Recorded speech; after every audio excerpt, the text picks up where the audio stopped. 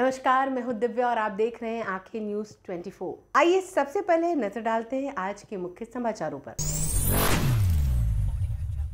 नमस्कार, मैं अमित और आप देख रहे हैं आंखें न्यूज 24। बिहार के उप मुख्यमंत्री सम्राट चौधरी ने जीएसटी काउंसिल के स्लैब को कम करने पर उसे गर्व की बात बताई। महंगाई को कम करने का यह काम केंद्र सरकार ने किया है। आम लोगों को इससे सुविधा मिलेगी, टैक्स में भी लाभ मिलेगा। मुंह ढक रहा है के द्वारा जो जीएसटी काउंसिल ने इस देश में 4 स्लैब हुआ करता था और 4 स्लैब में से 2 स्लैब को समाप्त कर दिया और मुझे गर्व है कि इस रिपोर्ट को मैंने जमा किया और 2 स्लैब खत्म हुए और आज से पूरे देश में जीएसटी उत्सव पूरे देश में मनाने का काम लोग कर रहे हैं। आम लोग खरीदारी बढ़ा रहे हैं, लगातार कंज्यूमिंग हो रहा है और जिस तरह आज से जीएसटी उत्सव पूरे देश में मनाया जाएगा, आम लोगों को सुविधा मिलेगा, टैक्स का लाभ मिलेगा और सभी चीजों के आइटम को आप लोगों ने देखा होगा पेपर के माध्यम से सबके जो टैक्स हटे हैं उनका भी रेट तय कर दिया गया कि अब सिर्फ 5% टैक्स। जीएसटी में जो दरें कम हुए हैं, इस पर केंद्रीय मंत्री नित्यानंद राय ने कहा कि जो दैनिक उपयोग की वस्तुएं हैं वैसी सारी चीज़ें अब सस्ती हो गई हैं और सामान्य जीवन में जो उपयोग होने वाली चीज़ें हैं वो सरलता से उपलब्ध भी हो जाएंगी। गरीबों के लिए और मध्यम वर्ग के लिए रसोई से लेकर सारे सामानों के दाम को कम किया गया है और प्रधानमंत्री नरेंद्र मोदी ने ये किया है। इसका असर इतना है कि चीज़ अब सस्ती हो जाएगी और इतनी सस्ती होगी कि लोग आसानी से उसे खरीद सकते हैं, अपने कम दामों में उसे सरलता से खरीद सकते हैं। और विपक्ष पर उन्होंने कहा कि देखिए, विपक्ष को हर चीज़ में सिर्फ राजनीति दिखता है और उन्होंने क्या कुछ कहा है, सुनिए इस वीडियो में। और जो सस्ती चीजें होगी तो स्वाभाविक है कि घर पे, रसोई पर, जेब पे, शिक्षा पे, किताब पे, कॉपी पे, वस्त्र पे, जूता पे, मैंने सभी चीजों को जब सस्ते दर में लोगों को मिलेगी तो स्वाभाविक है कि आम जीवन पर इसका बहुत असर पड़ेगा। और लोगों में इतनी खुशियां है जो त्योहार के अवसर पर माननीय प्रधानमंत्री जी ने जीएसटी के माध्यम से लोगों को उपहार दिया है। लेकिन विपक्ष के लोग वो सवाल खड़े कर रहे हैं, मल्लिकार्जुन खड़गे वो कह रहे हैं कि 900 मिली चुहे चलिए हज को देखते हुए विपक्ष के पास कोई मुद्दा नहीं है। जीएसटी के माध्यम से जीवन उपयोगी चीजों का जो सस्ता वो किया गया है उस पर भी अगर विपक्ष सवाल खड़ा कर रहा है तो अपने नासमझदारी का परिचय दे रहा है। गरीब विरोधी बयान है और मध्यम वर्ग विरोधी, शिक्षा के छात्र विरोधी। लोक जनशक्ति पार्टी रामविलास के राष्ट्रीय अध्यक्ष चिराग पासवान ने पटना में मीडिया से बातचीत के दौरान गठबंधन की राजनीति और कांग्रेस की सक्रियता को लेकर बड़ा बयान दे दिया है। सीट बंटवारे के सवाल पर उन्होंने कहा कि सम्मानजनक ही होगा और सम्मानजनक समझौते किए बिना कौन गठबंधन में रहा है।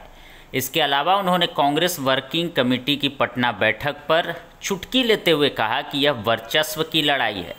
उन्होंने कहा, राहुल गांधी आते हैं, तेजस्वी यादव के साथ यात्रा भी करते हैं, लेकिन सारी महफिल लूट कर राहुल गांधी चले जाते हैं। अब तो साफ दिख रहा है कि कांग्रेस और राजद के बीच सीधा वर्चस्व का संघर्ष शुरू हो चुका है। और उन्होंने क्या कुछ कहा है, सुनिए इस वीडियो में। बट ये कहीं ना कहीं पुनः वही दबाव की राजनीति है, जिस दबाव की राजनीति के तहत नेता प्रतिपक्ष बिहार विधानसभा कहते हैं कि हम 243 सीटों पे हम लोग चुनाव लड़ेंगे।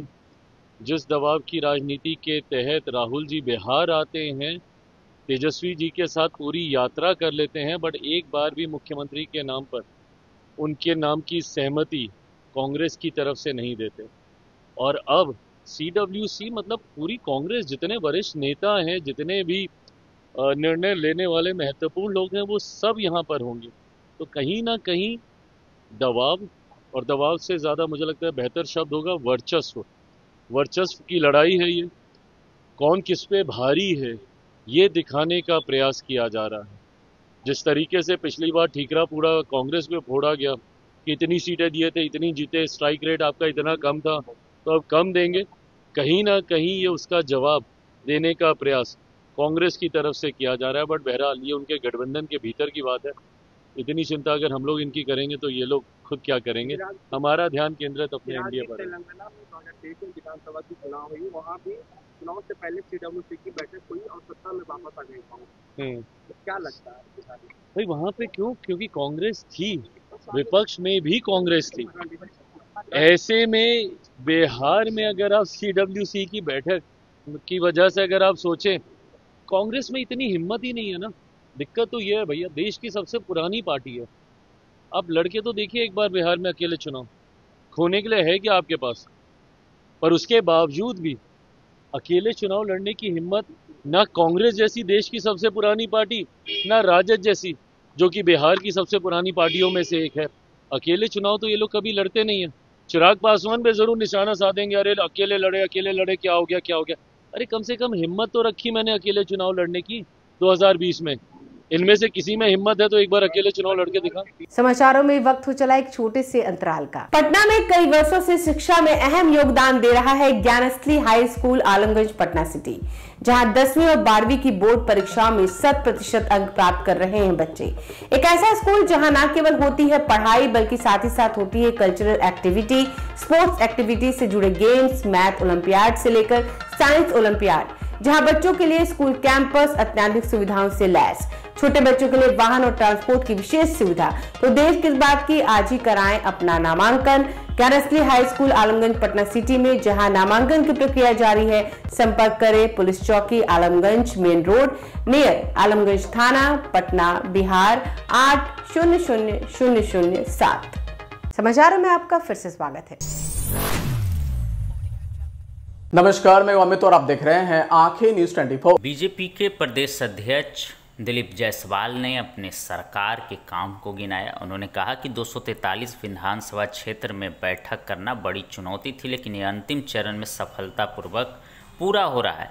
एनडीए की चट्टानी एकता दिखी और कार्यकर्ताओं में उत्साह चरम पर है। विपक्ष मुद्दा विहीन हो गया है। विपक्ष ने सोचा नहीं होगा कि मुख्यमंत्री नीतीश कुमार कितना ज़्यादा काम कर देंगे। डोमिसाइल नीति के तहत महिलाओं को आरक्षण, पीएम और सीएम सभी महिलाओं के खाते में पैसा भेज रहे हैं। बिजली फ्री, मेडिकल इंजीनियरिंग कॉलेज रफ्तार पकड़ चुका है। विपक्ष के पास सिर्फ अपशब्द और खिसियानी बिल्ली खंभा नोचे के अलावा कुछ भी रह नहीं गया है। करीब 400 घरेलू सामान सस्ता हो गया है। गरीबों को, मध्यम वर्ग को इसका फ़ायदा होगा। टैक्स में राहत मिली है। तो कितना काम हो रहा है और उन्होंने क्या कुछ कहा है, सुनिए इस वीडियो में। एनडीए कार्यकर्ता सम्मेलन करना जब हमने शुरू करने को सोचा था तो बहुत बड़ी चुनौती लग रही थी। इसी वर्ष जनवरी माह में हम लोगों ने प्रत्येक जिला में एनडीए कार्यकर्ता सम्मेलन किया था और आज हमें यह कहते हुए खुशी हो रही है कि एनडीए कार्यकर्ता सम्मेलन अब अंतिम चरण की ओर बढ़ रहा है और आपने शुरू से साथ दिया है। शुरू से आप प्रेस में आते रहे हैं तो आपको भी खुशी होगी कि हमने जो चुनौती स्वीकार किया था एनडीए कार्यकर्ता सम्मेलन का, और बहुत ही पूरे बिहार के अंदर और विशेष करके जो महिलाओं की उपस्थिति दर्ज हुई है, तो एनडीए के कार्यकर्ताओं का हौसला अफजाई हुआ है और हमारी चट्टानी एकता नज़र आई है। हमारा संवाद और हमारा जो है आपसी एकता इस एनडीए कार्यकर्ता सम्मेलन से बूथ तक हुआ है। ये हमारी बहुत बड़ी कामयाबी है। अब हम अंतिम चरण में एनडीए कार्यकर्ता का सम्मेलन का समापन करेंगे और आपने देखा कि कैसे आदरणीय नीतीश कुमार जी और इस देश के यशस्वी प्रधानमंत्री श्री नरेंद्र मोदी जी ने विपक्ष को मुद्दा विहीन कर दिया। विपक्ष ने जो मुद्दा से अपने आप को, मतदाता को भ्रमजाल में फंसाने का प्रयास कर रहा था, आज विपक्ष मुद्दा विहीन हो गया है।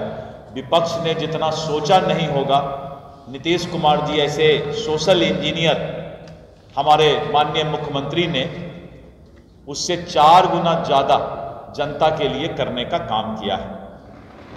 जनता एनडीए सरकार के द्वारा जो विकास का काम हो रहा है, जिस तरह से सभी समस्याओं का हल निकला है और जिस तरह से 35% महिलाओं को डोमिसाइल नीति के तहत नौकरी में, बिहार सरकार के नौकरी में आरक्षण देने का काम किया गया।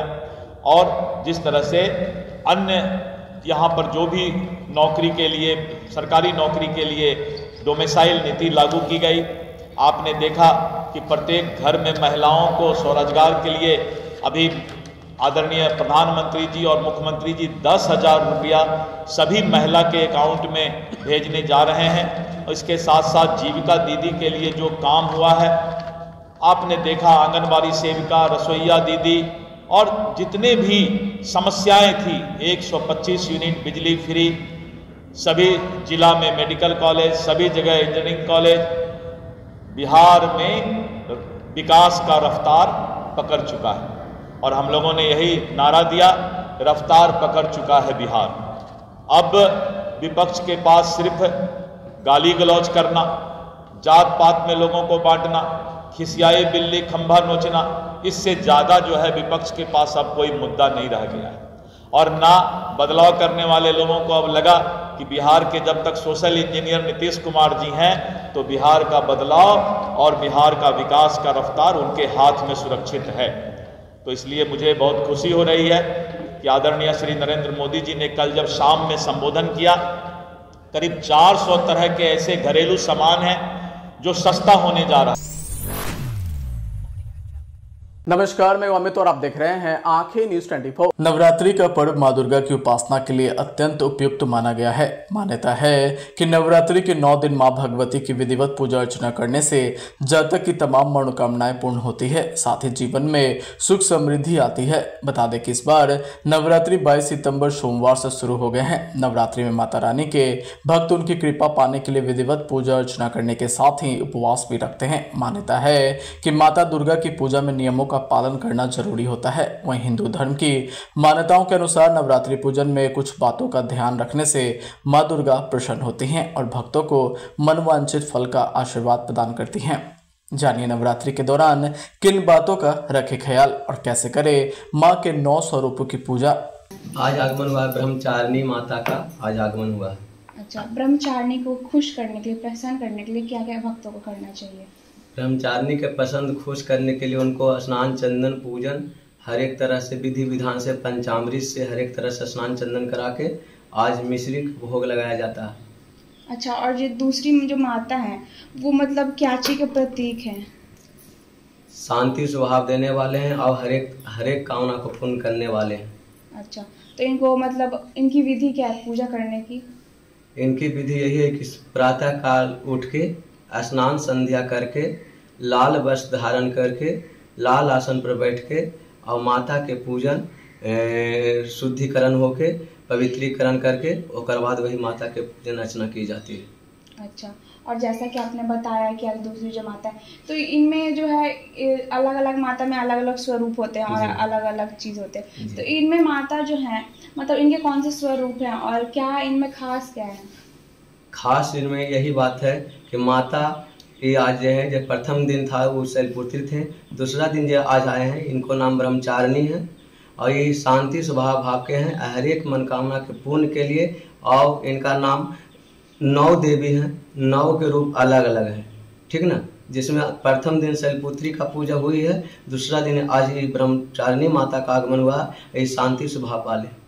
तो ब्रह्मचारिणी की पूजा कौन कौन लोग करते हैं? ब्रह्मचारिणी की पूजा जितने भी भक्तजन पूजा कर रहे हैं नवरात्र का, सभी लोग ब्रह्मचारिणी की पूजा करते हैं। ब्रह्मचारिणी माता है, ब्रह्मा गुरुर विष्णु गुरुदेवो महेश्वर गुरु साक्षात् परम ब्रह्मा तस्मै श्री गुरुवे नमः। ब्रह्मचारिणी भगवान में है, उस सब के लिए एक है। और ब्रह्मचारिणी की पूजा करने के लिए क्या क्या विधि होती है?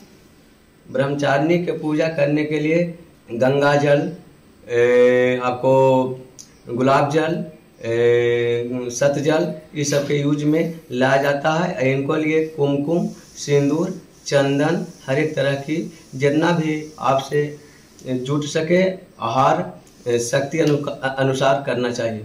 अगर आपने अभी तक हमारे चैनल को सब्सक्राइब नहीं किया है तो हमारे चैनल को जल्द से जल्द सब्सक्राइब करें, लाइक करें और शेयर करें। देश और दुनिया की तमाम खबरों को देखने के लिए लगातार देखते रहें आंखें न्यूज़ 24।